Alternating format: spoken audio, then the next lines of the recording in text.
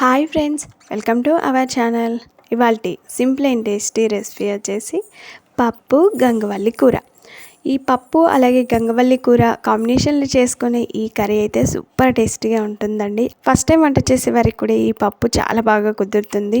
అన్నంలోకి చపాతీలోకి అయితే అదిరిపోవాల్సింది. ఇక లేట్ చేయకుండా ప్రాసెస్లోకి వెళ్దాము. ముందుగా ఒక చిన్న ప్రెషర్ కుక్కర్ తీసుకొని అందులో 1 కప్పు వరకు కందిపప్పుని తీసుకున్న పప్పుని కుక్కర్లోకి వేసుకున్న తర్వాత ఇందులో నీళ్లు పోసి ఒక 2-3 సార్లు బాగా కడిగిన తర్వాత ఇంకొన్ని నీళ్లు పోయాలి. ఇప్పుడు ఈ పప్పుని ఒక అరగంట సేపు నానబెట్టుకుంటే సరిపోతుంది. ఒక అరగంట తర్వాత చూడండి, పప్పు కొంచెం నానింది కదా. ఇప్పుడు ఇందులో ఒక 1/2 టీ స్పూన్ వరకు పసుపు, ఒక 1/2 టీ స్పూన్ వరకు సన్న ఉప్పు వేసాను. అలాగే 3-4 పచ్చిమిర్చిని ఇలా ముక్కలుగా కట్ చేసి వేసుకొని కుక్కర్పై మూత పెట్టి పొయ్యి మీద పెట్టుకొని 3 విజిల్స్ వచ్చేంత వరకు ఉడికించుకోవాలి. ఈలోగా మనం వేరొక పొయ్యిని వెలిగించుకొని వేరొక బాండిని స్టవ్ పైన పెట్టుకొని ఇందులో కర్రీకి సరిపడా నూనె పోయాలి. నూనె వేడిన తర్వాత 1/2 టీ స్పూన్ వరకు ఆవాలు, 1/2 టీ స్పూన్ వరకు జీలకర్ర వేసుకోవాలి. అవి చిటపట్లు ఆడేటప్పుడు 4-5 వెల్లుల్లి రెబ్బలు సన్నగా తరిగి వేసుకోవాలి.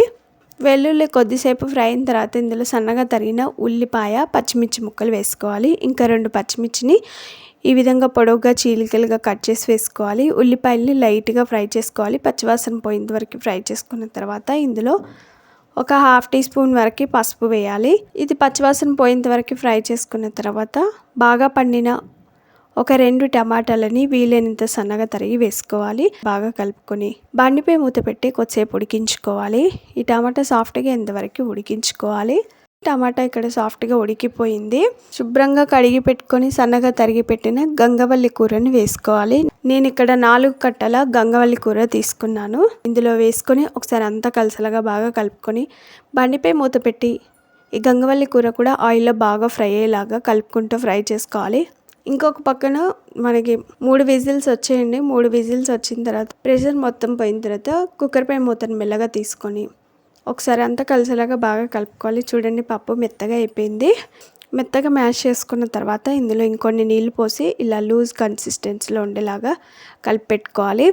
ఇంకొక పక్కన మనం గంగవల్లి వేసాం కదా, ఇది కూడా సాఫ్ట్గా ఎంతవరకు ఉడికించుకోవాలి. వాటి కాడలతో సహా వేసాం కాబట్టి కాడలు కూడా పచ్చివాసన పోయేంత వరకు ఫ్రై చేసుకోవాలి.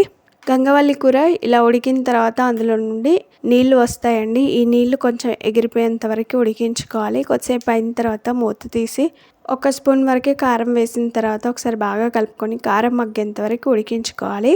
కొద్దిసేపు అయిన తర్వాత మూత తీసి అంతా కలిసేలాగా బాగా కలుపుకోవాలి. కారం పచ్చివాసన పోయి బాగా మగ్గిన తర్వాత ఇందులో మనం ముందుగా ఉడికించుకొని మెత్తగా మ్యాష్ చేసిన పప్పునంతా కూడా వేసుకోవాలి. పప్పును వేసిన తర్వాత ఒకసారి అంతా కలిసేలాగా బాగా కలుపుకోవాలి. పప్పు వేసిన తర్వాత ఇంకొంచెం తిక్కుగా అనిపించినట్లయితే ఇంకొన్ని నీళ్లు పోసుకోవచ్చు. ఇంకొన్ని నీళ్లు పోసిన తర్వాత అంతా కలిసేలాగా బాగా కలుపుకోవాలి.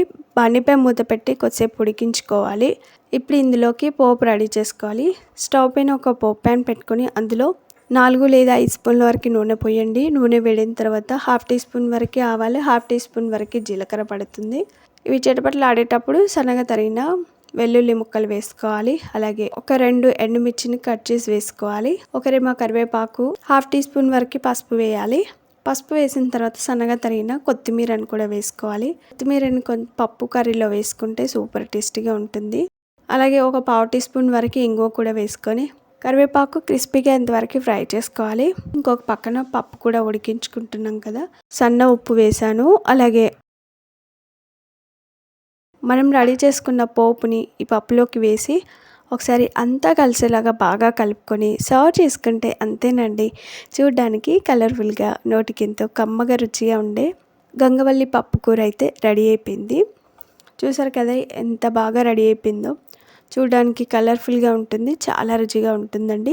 ఎప్పుడు చేసుకునే పద్ధతిలో కాకుండా ఇలా ఒకసారి ట్రై చేయండి. ఈ పప్పు కూర మీకు నచ్చుతుందని పోస్ట్ చేస్తున్నాను. మీకు ఈ వీడియో నచ్చిందా? వెంటనే లైక్ చేయండి. ఫ్రెండ్స్కి కానీ రిలేటివ్స్ కానీ షేర్ చేయండి. మీరు ఈ కర్రీ రెసిపీని తప్పక ట్రై చేయండి. మీకు ఎలా వచ్చింది, టేస్ట్ ఎలా ఉందనేది కామెంట్ చేయండి. Thanks for watching. Bye bye.